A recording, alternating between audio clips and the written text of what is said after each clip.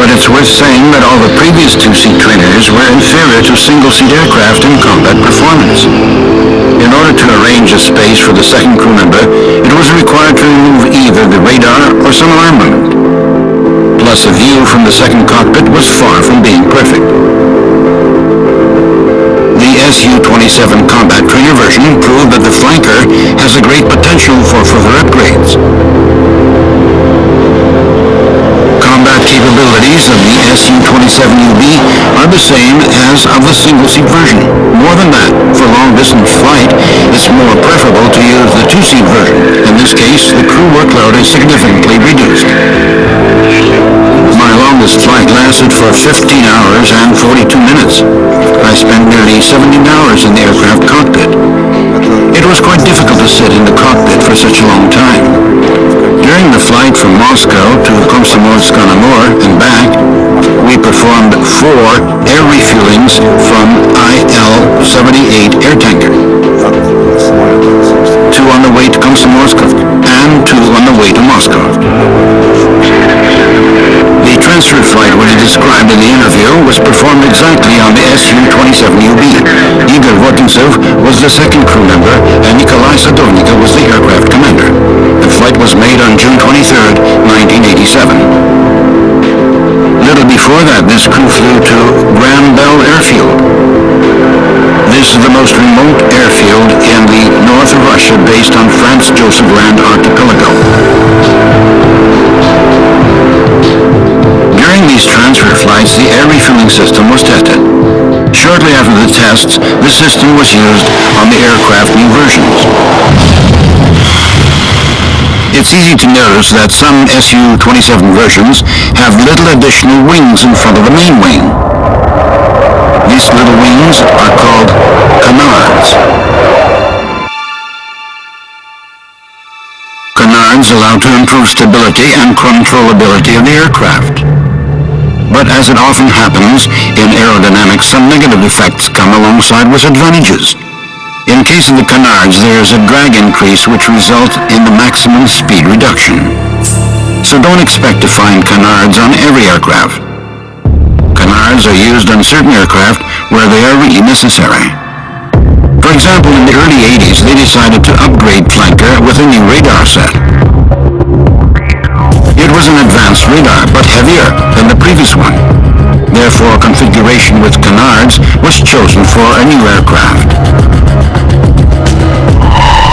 The aircraft nose part weight was increased, which required strengthening of the nose landing gear leg. 2 wheels instead of 1 were installed. With a new radar, the fighter could efficiently detect ground and sea surface targets. Apart from air-to-air missiles, the air-to-surface missiles became part of the aircraft armament.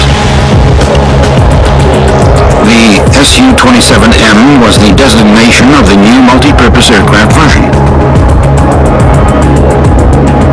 But this version was developed when the country was going through hard times. In the early 90s, most of the aircraft projects were closed. The Su-27M wasn't put into service. But the carrier-based version of the aircraft was far more lucky.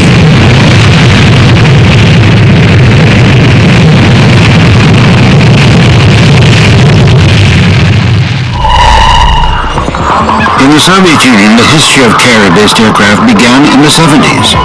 In the middle 80s, the Soviet Navy had 4 aircraft carrying cruisers. They were a base for Yak-38 carrier-based vertical takeoff and landing attack aircraft.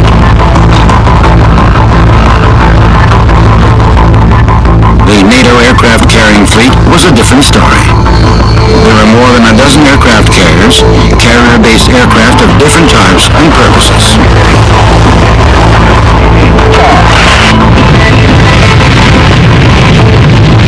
That was indeed an efficient tool of world politics. Therefore, the Soviets decided to build new aircraft carriers and new carrier-based aircraft.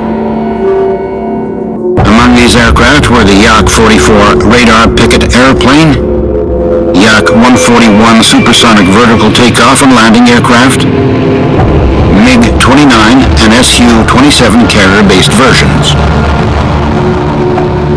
Each of these aircraft had a different destiny.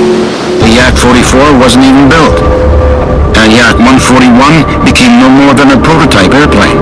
As for the MiG-29 and the Su-27, there was a real rivalry between them to become a carrier-based aircraft. Eventually, only one aircraft was chosen for an aircraft carrier.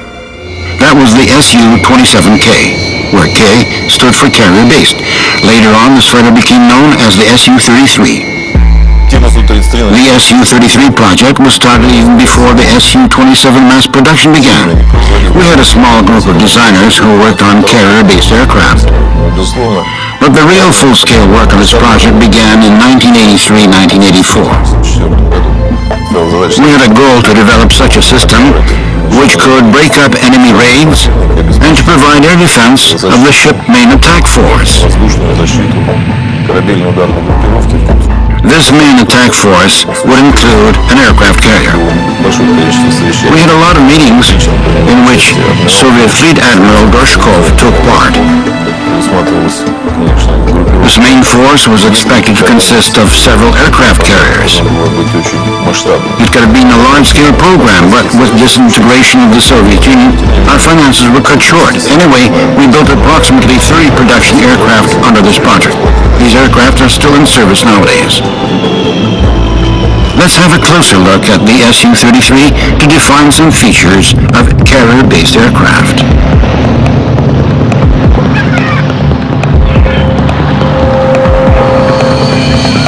It's obvious that the carrier-based aircraft have to be relatively compact. That is why most of the aircraft of such type have a folding wing. It's a challenging engineering task to design and manufacture such a wing. First, it's required to provide the sufficient structural strength. Second, there are fuel tanks in the wing, so their total capacity has to be retained to a maximum. The designers also have to take into account the control system and missile suspension points. Takeoff is another problem to solve. It's obvious that a deck length is much shorter than the length of a ground runway. Takeoff run on the aircraft carrier is 100 meters only. More than that, the Su-27 carrier-based version is heavier than the original aircraft, and this extra weight somehow affects the carrier-based aircraft flight performance. So the Su-33 wing was designed in such a way that it created higher lift as compared to that of the Su-27. This was achieved due to the improved wing high lift devices with the flaps installed in addition to flaperons.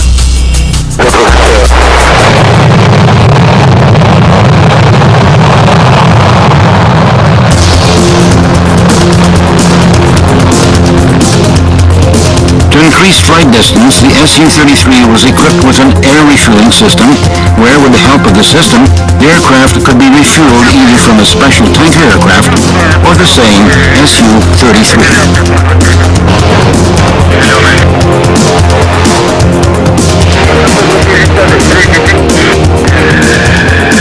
The most crucial task for a Navy pilot is a carrier deck landing.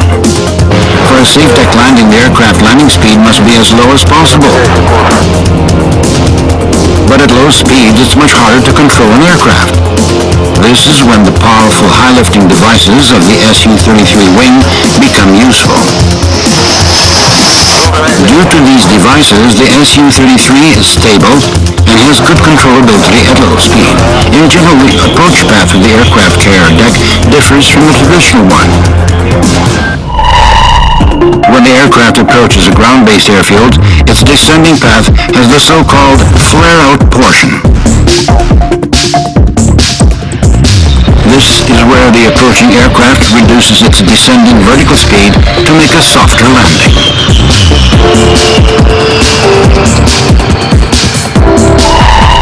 For landing on the aircraft carrier, there's no flare-out portion, so the landing becomes more accurate. Accuracy in this case has a critical importance. As a result, an aircraft lands on the deck at higher vertical speed.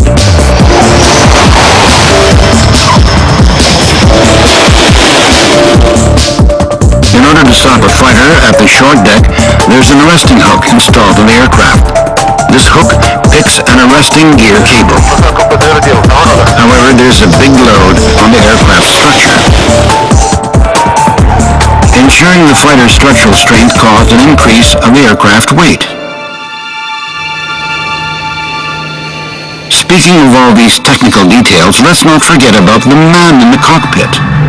When the carrier-based aircraft lands on the deck, the pilot experiences a high G-load. At the same time, he has to keep the situation under control.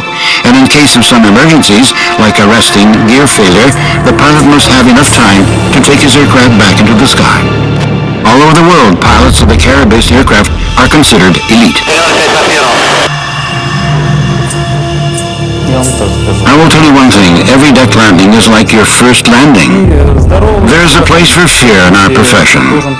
One might call it fear, the other might not. It's an instinct of self-preservation, which is normal. A pilot must have this instinct. If a pilot doesn't have it, it's not good for him. This instinct helps you to be self-disciplined, attentive, and to make a correct judgment.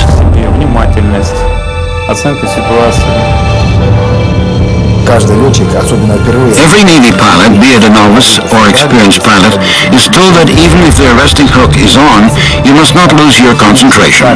When there's time for the hook to pick up a cable, you have to be ready to eject any second. When the hooks pick up an arresting cable, it's sort of an unexpected pleasure.